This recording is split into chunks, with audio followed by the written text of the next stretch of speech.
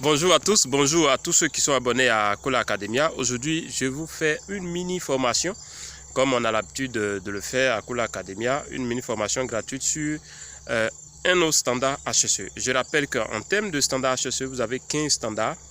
Et sur les 15, nous essayons tant bien que mal de vous faire quelques mini formations pour déjà vous donner une idée de ce que vous allez apprendre lorsque vous êtes inscrit à Cola Academia. Alors, je rappelle que vous avez 15 standards, mais si vous êtes dans le secteur minier, par exemple, en phase d'exploration, vous avez 12 standards à mettre en place et en phase d'exploitation, vous aurez les 15 standards HSE à mettre en place. Alors, entre autres standards, nous avons déjà parlé de l'inspection, qui est un standard. Nous avons déjà parlé de la réunion, nous avons parlé de la déclaration d'incident. Nous avons déjà parlé dans une mini-formation de l'induction. Alors, donc, sachez qu'aujourd'hui, dans cette mini-formation, nous allons voir ce SOP, Standard System Operating, donc en termes de standard. Alors, le SOP que nous allons voir aujourd'hui, c'est, disons, le standard, si vous voulez, que nous allons voir aujourd'hui, c'est la réunion de sécurité, alors, ou la réunion de santé-sécurité. Donc là, je viens de finir cette réunion avec l'équipe de jour. Je rappelle que je suis responsable HSE pour une multinationale anglo-canadienne. Donc, je parcours les différents sites de la compagnie, les différents projets pour m'assurer que nos standards HSE sont bien en place, appliqués. Donc, si je me rends compte qu'il y a des standards qui ne fonctionnent pas correctement, ce que je vais faire, c'est de mettre en place des mesures correctives. Donc là, je viens de finir la réunion avec la réunion sécurité avec l'équipe qui vient de prendre la main à la machine, l'équipe de jour. Donc, je vais vous retirer mon casque. Alors, donc, sachez que déjà, avant d'aller plus loin, je vais vous donner rapidement cette information. Pour ceux qui n'ont pas cette information, qui n'ont pas encore reçu cette information, nous avons, depuis fin juin, nous avons, à la faveur d'un partenariat que nous venons de signer, nous avons décidé d'offrir un certain nombre de prises en charge gratuitement. Un certain nombre de prises en charge gratuites, c'est que 100%. Vous avez des prises en charge de 100%. Et nous avons débuté et nous avons dit que ça prenait fin le 12 juillet.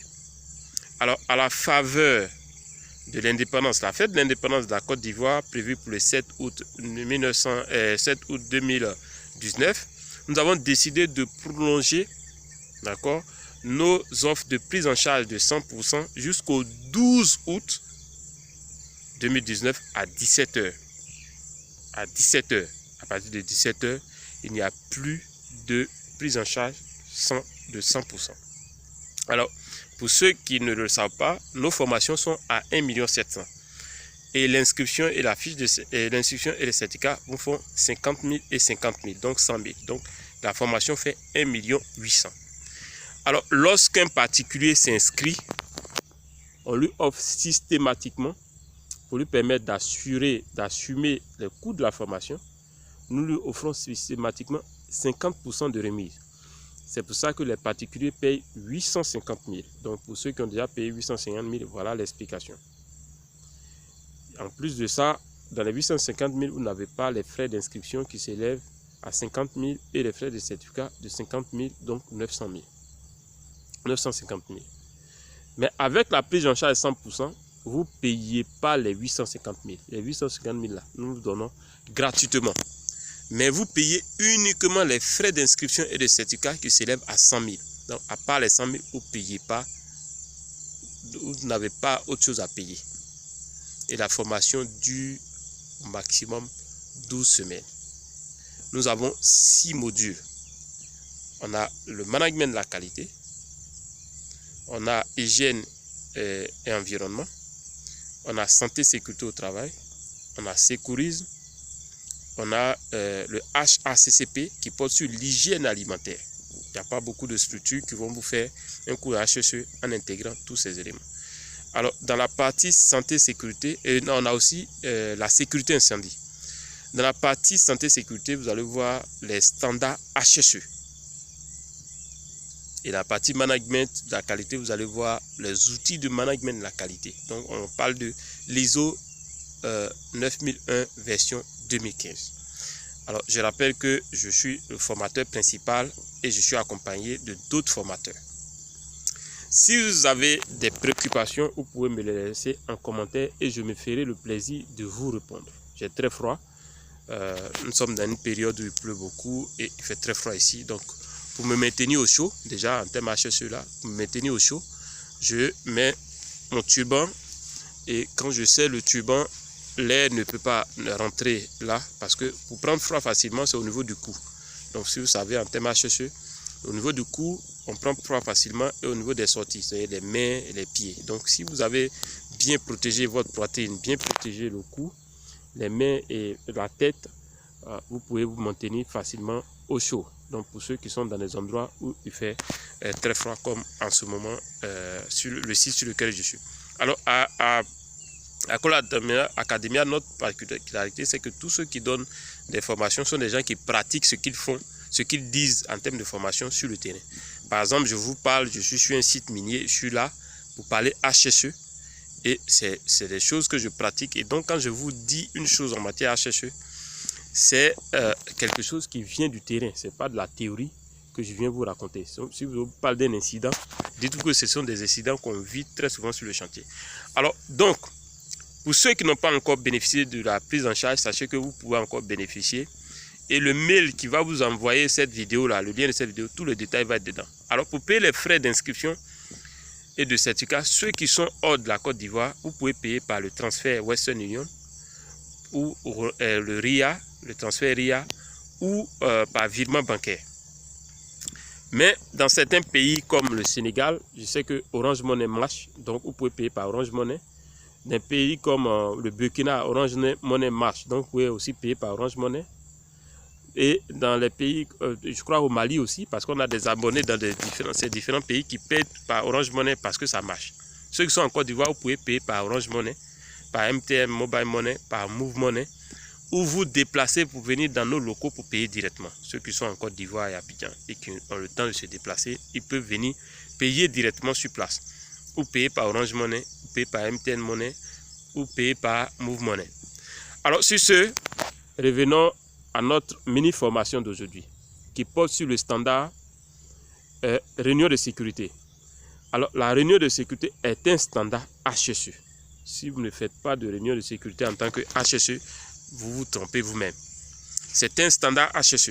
Et les réunions de sécurité doivent toujours être documentées. C'est-à-dire, vous devez avoir une fiche de réunion de sécurité qui va être remplie. Les gens qui ont participé à la réunion vont signer, etc., etc. Donc, la réunion de sécurité doit toujours être documentée et archivée. Documentée, j'insiste là-dessus, parce qu'il ne s'agit pas de s'arrêter, dire des choses entre amis, et puis vous allez les ranger, vous allez vous séparer. Alors, la réunion de sécurité protège tout le monde sur le site. Et ça protège aussi la compagnie. Parce qu'en cas d'incident, on va sortir cette fiche pour dire, écoute mon ami, on t'a rappelé les règles, voilà les règles, tu les as signées. Et il n'y a pas de raison, par exemple, que tu n'aies pas porté ton casque, par exemple, sur le site. Donc ça protège tout le monde. Ça permet de rappeler les règles de sécurité sur les différents sites de travail. Alors, donc, pour ceux qui vont être inscrits et qui, pour suivre la formation, auront plus de détails. Comment est-ce qu'on établit une fiche de réunion de sécurité, comment on tient une réunion de sécurité, etc., etc. Mais dans cette mini-formation, je vais vous donner les grandes lignes d'une réunion de sécurité. Alors, sachez qu'il y a deux types de réunions de sécurité. Deux types de réunions de sécurité. La réunion de sécurité est journalière, donc vous devez avoir alors une fiche de réunion de sécurité journalière. Vous, en tant que HSE, vous allez établir cette fiche, mettre à la disposition des personnes qui sont sur le site pour que ces personnes puissent utiliser ces fiches lors de la réunion de sécurité. Et le deuxième type de réunion de sécurité, c'est la réunion de sécurité mensuelle. Alors, la réunion de sécurité journalière dure au grand maximum 15 minutes. C'est une réunion qui se fait avant la prise de poste. Et donc, ce n'est pas l'occasion de discuter de vos problèmes coopératifs, c'est-à-dire une augmentation de salaire ici. Non, la réunion de sécurité, ce n'est pas fait pour ça. Donc, c'est 15 minutes. C'est pour rappeler les règles de sécurité sur le site, s'assurer que tout le monde a ses équipements de protection individuelle avant de commencer le travail. quand vous finissez cette réunion, vous pouvez choisir un thème, par exemple. Aujourd'hui, nous avons discuté, par exemple, du casque, du port du casque. Donc, qu'est-ce que j'ai fait? J'ai juste demandé à ceux qui sont là, parce qu'on travaille dans des endroits très reculés où la plupart des gens ne sont pas là à l'école. Donc, il faut utiliser des stratégies pour pouvoir leur passer l'information. Donc, je demande à chacun, pourquoi est-ce que tu portes ce casque? Donc, le gars, il dit, vous allez poser la question rapidement à chacun des membres pour avoir une idée, pour savoir si effectivement il sait pourquoi il porte cet équipement. Et en fonction de ça, vous allez maintenant tirer la conclusion, vous allez véritablement prendre la parole pour expliquer le bien fondé, par exemple, et en même temps montrer comment est-ce qu'on porte le casque. Parce qu'il ne s'agit pas de déposer un casque sur la tête. Il y a une manière de porter le casque.